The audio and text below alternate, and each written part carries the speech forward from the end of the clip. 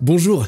Que ferait une fille ordinaire si son copain rompt avec elle? Perso, je pense qu'elle se ferait un marathon de film Bridget Jones en mangeant des seaux de glace. Sauf qu'Amanda n'est pas une fille ordinaire.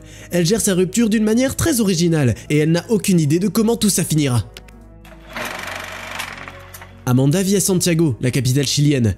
Elle a tout ce dont quelqu'un a besoin pour vivre une belle vie. Un travail prestigieux d'architecte, un copain passionné qui s'appelle Pablo et un physique incroyable. Mais un jour, tout s'effondre. D'abord, Amanda apprend par son patron qu'elle est trop arrogante avec les clients. Ensuite, l'homme qu'elle aime lui brise le cœur. Le gars en question appelle sa copine alors qu'il est en rencard avec son amante, qui est par ailleurs la meilleure amie d'Amanda. Mais Amanda n'est pas le genre de personne qui laisserait passer ça puis passerait ses journées à pleurer. Non, au lieu de ça, elle arrive avec un flingue à l'appartement où son maintenant ex-copain s'amuse avec son amante. Le gars commence à sortir des excuses insensées comme quoi elle a mal compris. Mais il est trop tard pour arrêter Amanda. Creo que todavía le falta un último detalle. Amanda tire, mais ne tue pas son copain. Le lendemain, elle va voir un psychiatre. D'après elle, elle voulait juste faire peur à Pablo et elle n'a pas du tout de regrets. Le psychiatre est choqué par le fait qu'Amanda en parle aussi nonchalamment, mais la laisse partir. Après ça, elle part voir son chef pour se plaindre à quel point son ex était méchant avec elle. C'est là que son chef lui apprend la mauvaise nouvelle. Suite à l'incident avec l'arme à feu et les problèmes récents avec les clients, le conseil d'administration a décidé de la virer. Dévastée, déçue par tout le monde, Amanda déménage dans la petite ville de Valparaiso. La première chose qu'elle fait, c'est d'aller à l'église et de rencontrer un prêtre nommé Juan. ¿De qué te escondes? Del amor, los hombres. Puis Amanda loue une maison entière pour elle, où elle prévoit de vivre seule pendant quelques mois. Une fois installée, elle appelle la première annonce d'emploi qu'elle trouve et elle s'arrange pour rencontrer un architecte. Après ça, elle part faire du shopping. Sauf que cette fois-ci, ce ne sont pas des robes courtes et des bijoux qu'elle achète, mais un costume de grosse femme, beaucoup de maquillage, de fausses dents et une perruque. La fille décide qu'elle ne perdra plus son temps avec les hommes ou les relations et que sa nouvelle apparence l'aidera avec cet objectif. L'architecte à qui Amanda a parlé au téléphone l'a conviée à un entretien. Au début, il est un peu choqué par l'apparence de la nouvelle candidate, mais il passe vite à autre chose une fois qu'il a vu son portfolio. Monsieur Lopez dit qu'il serait heureux de travailler avec Amanda, mais qu'il ne peut pas la payer beaucoup. Elle ment en disant qu'elle n'a pas du tout besoin de l'argent, surtout que son mari l'aide pas mal. Casada, qué bien. ¿Con hijos? Dos. Le lendemain, Amanda arrive dans le bureau. Là, elle est présentée à 3 futurs collègues, le modeste père de famille Guillermo, qui attend la naissance de son 4e enfant, la beauté ambitieuse Karen, et Marcello, le Don Juan. La première rencontre de Marcello et Amanda ne se passe pas bien. Malgré le fait que le gars offre une fleur à sa nouvelle collègue pour fêter leur rencontre, la fille reconnaît tout de suite le comportement macho d'un mec imbu de lui-même, comme son ex. Marcello, quant à lui, est choqué par l'apparence d'Amanda, et il n'arrête pas de penser à sa coiffure horrible et ses dents. Lopez rassemble le personnel pour une réunion et il dit à Amanda qu'ils ont besoin de son avis sur un problème. Guillermo et Marcello ont dessiné un nouveau modèle pour un bâtiment pour une certaine entreprise. Mais pour une raison étrange, Internet n'arrête pas de planter là-bas.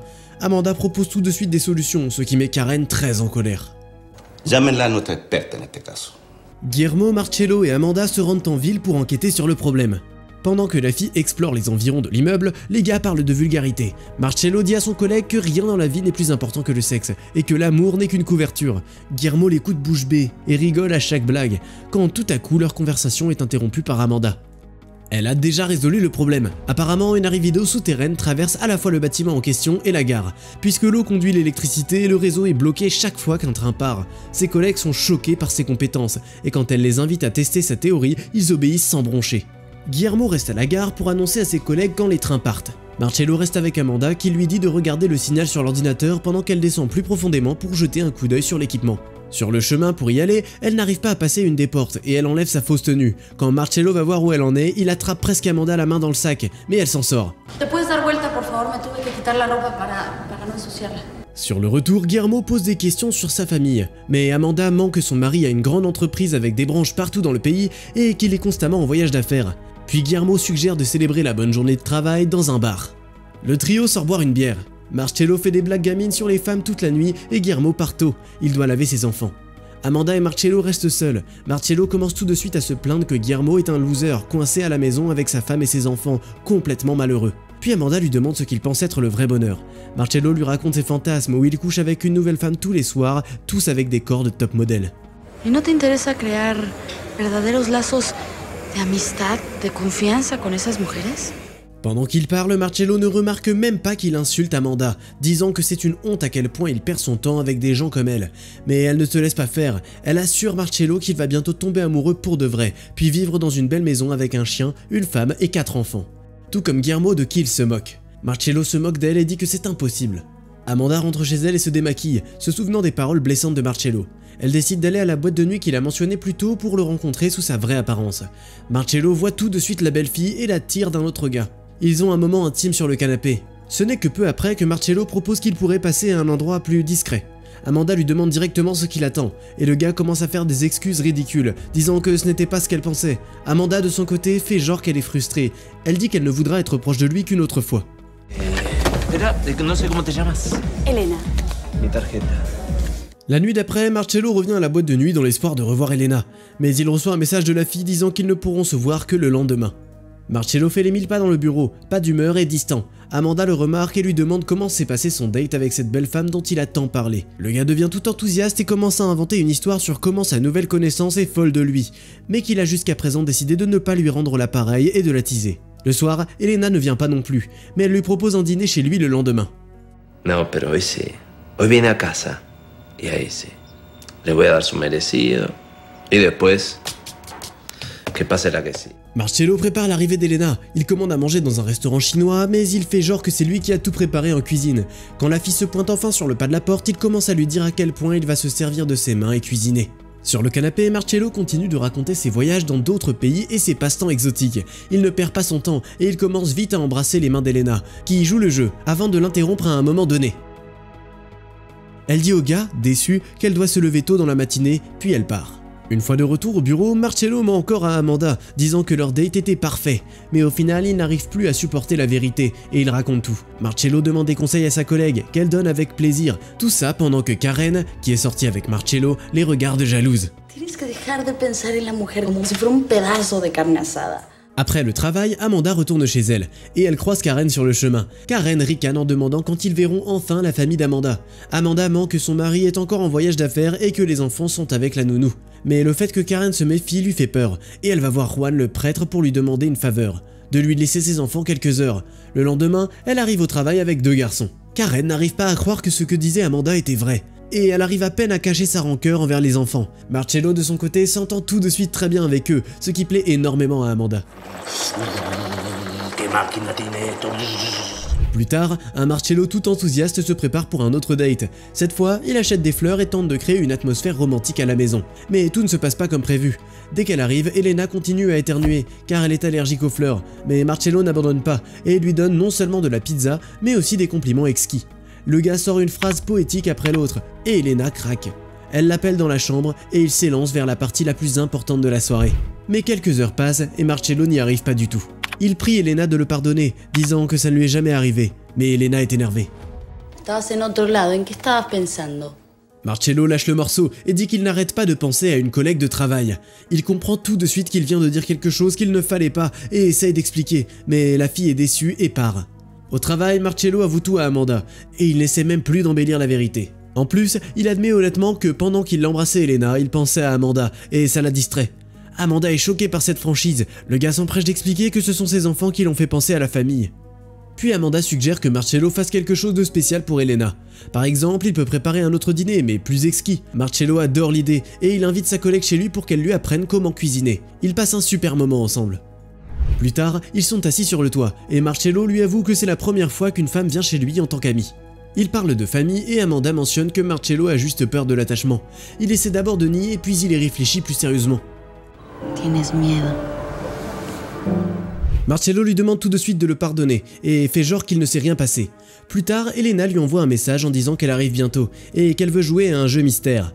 Le jeu en question, c'est que Marcello doit s'habiller en femme et danser devant elle.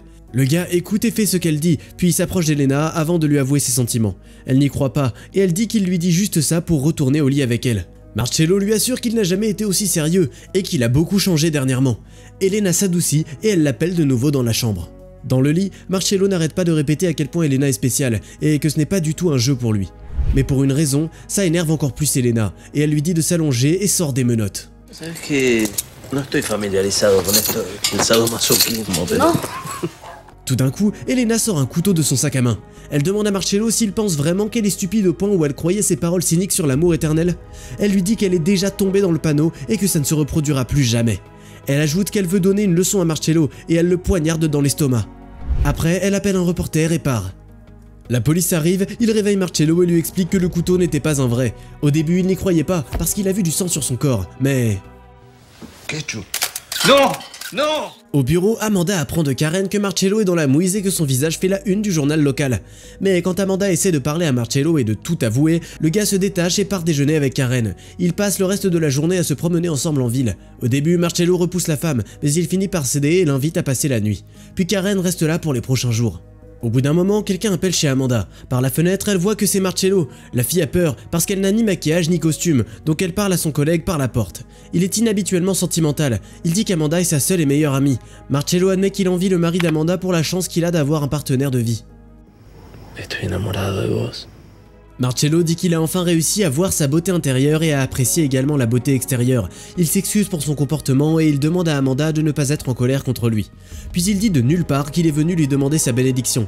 L'homme a décidé d'épouser Karen parce qu'il a longuement réfléchi à la famille et à l'engagement. Il sent qu'il est enfin prêt. Amanda est complètement choquée par la nouvelle, commence à pleurer et ne répond pas. Marcello part. Perdue, Amanda retourne à l'église et dit à Juan, le prêtre, que Marcello n'est pas digne de confiance, mais il n'est pas d'accord avec elle. D'après lui, Marcello l'aime vraiment parce qu'il a vu tout ce qu'il y a à voir d'Amanda. Les invités se réunissent pour le mariage. Avant d'entrer dans l'église, Amanda répare le costume de son ami et lui fait un câlin. Pendant la cérémonie, Lopez conduit Karen dans l'allée et Amanda se tient à sa main droite, étant la demoiselle d'honneur. Alors que le prêtre commence à lire les mots d'amour entre la mariée et le marié, Marcello n'arrête pas de regarder la demoiselle d'honneur et elle lui sourit. On dirait qu'il veut dire quelque chose mais il n'y arrive pas. Et quand le prêtre demande à Marcello s'il est prêt à épouser Karen, il y a un silence étourdissant puis...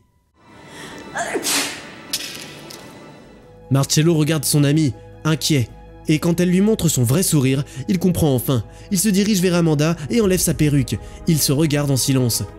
Plusieurs années passent. Marcello marche dans un parc avec son chien et ses 3 enfants. Amanda l'attend sur un banc. Et on voit qu'elle est enceinte de son 4e. T'as déjà appris une fois qu'une personne qui t'est chère t'a caché une partie de sa vie secrète? Dis-moi tout dans les commentaires. Qui sait, peut-être que ton histoire est digne d'une adaptation au cinéma et d'un récit spécial sur cette chaîne. Et n'oublie pas de t'abonner et de laisser un like d'ailleurs.